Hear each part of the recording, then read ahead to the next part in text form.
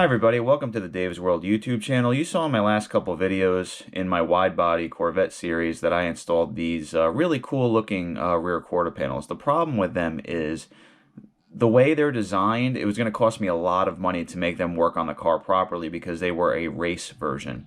And the other problem is, even with the car at its lowest setting, there was such a huge gap from the tire to the bottom of the wheel arch that it just didn't look very good. I decided to start from scratch and start my project over from the beginning.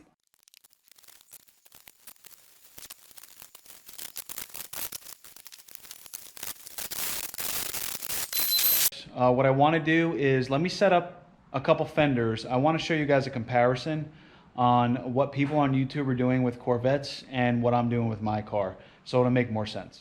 Okay, here's the first thing I'm going to do. I'm going to install the Z06 one on the car first so you guys can see where the tire sits to get a perspective on how much wider the new ones are.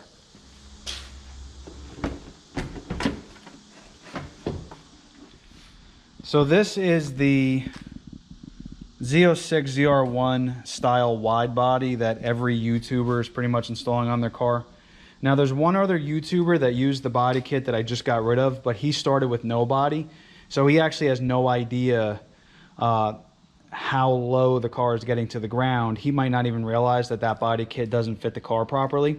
But if you see here, now the gap is only a couple inches versus before we were pretty much up here with the last body kit I tried to put on the car. So again, this is Zr1 Z06. I'm going to take this off and put the new body kit on. So you can see this is much wider. It lines up almost perfectly with the tire. And this actually makes the car about 8 to 9 inches wider than the base model. Now here's the big difference. Look at the gap from here to here. This is pretty much exactly where I wanted the other body kit to be. I have not moved this car. This car is exactly where it was when I removed the old quarter panel and stuck it in the box and shipped it back to them. The suspension is settled. I left the car here for a reason. I wanted to see the difference between the two. I'm glad I did that because look, without touching the suspension and spending a little bit more money, I was able to get a new body kit for this car that's pretty much exactly where I need it to be. And look, I have a gas cap, I have the nice vent that I wanted, and everything pretty much fits almost like an OEM quarter panel. It's going to take a little massaging. Body panels are never perfect. So the next thing I want to do, I want to actually install both sides. But if you look here, when I had to remove the Bondo, I had this jagged edge. What I want to do is sand down the jagged edge before I permanently install this.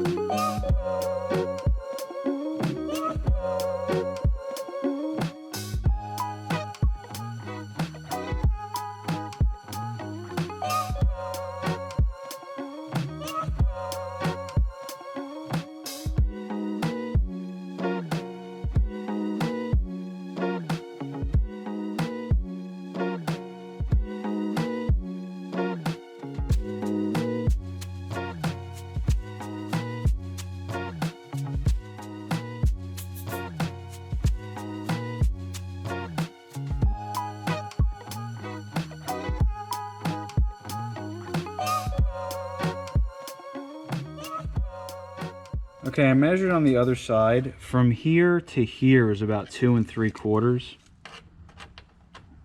And that's actually exactly where the other side is. I guess maybe some of that could be the door.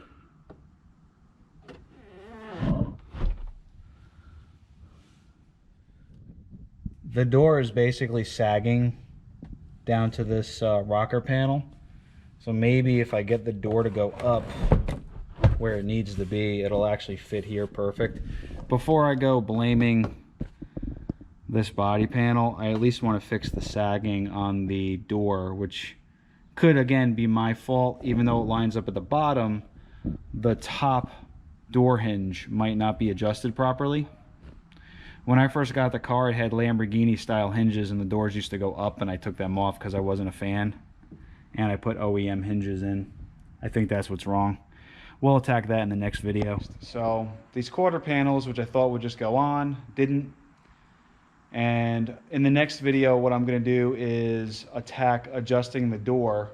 I think what's wrong is the door closes, but when it's open, it sags. And I think the top hinge is in the wrong spot and it's bringing everything down. So once I adjust the top hinge, everything on the side of the car will align better. I noticed the front fenders didn't align properly to the door when they were removed and put back on. It's because I had to actually add material to the back of the fender to get it to line up with the door. Everything on this car is aftermarket. I bought it that way, and I changed a bunch of stuff along the way and just not lining up right. It's because other things are done incorrectly. So it's a process. I want to really get this car 100%. Like I said before, I'm thinking of changing the color. But ultimately, even if the car is primer, I want every gap and every line on the car to be perfect. And if it means I have to change a body panel or take something off and readjust it, that's what I'm doing with this car. I want the car to look good. I hope you guys are enjoying this install. It's driving me crazy, but that's the point of my YouTube channel. I'm not here for clicks. I'm making videos basically showing the struggle of building a project car, and I don't like to leave things out. I enjoy watching the work, so I make the videos showing the work and the headaches that come along with it. So far, I'm still happy. I don't think the quarter panels that I bought are going to be a problem. You know, any panels you get are always going to require some sort of body work. I think my biggest issue is going to be alignment. I have to align a lot of things on the car to make them fit. I don't think it's their fault, but we'll find out in the next video, hopefully. The next video, I'll tackle the door, and if I have enough time left over, we'll put the liners in, because I'm a little worried that the liners are not going to work. They cut down on road noise, and if there's rocks kicking around and stuff, it keeps it from kicking into the floor of the car from inside the body panel, so you need those in. Like I said, if I have time, we'll attack those in the next video, but ultimately I want to focus on the door so I can get it to close, because as it sits right now, it will not. I'm going to take the quarter panel back off and just close the door for now, and then in the next video, we'll attack getting it to close properly. So thanks again, everybody. If you like these new panels, let me know. If you don't like them, let me know why. I think these are fantastic. The next level up from here would be basically an $8,000 body kit, which would be the same width, a different shape, but it's $8,000, and I do everything on a budget. Do I spend money where I have to? Yes, but if I don't have to spend money to get a look, I'm not going to. Every car I work on has to have some kind of a budget, because it's a hobby, and I don't want to use my money on my hobby that I need to like pay my mortgage or buy tools or pay a car payment, stuff that I need for my everyday life. I don't like my hobbies to control my life that much. So yeah, thanks again, everybody. I really appreciate you coming along, and hopefully you enjoy this video series, and I appreciate the support. Have a very nice day.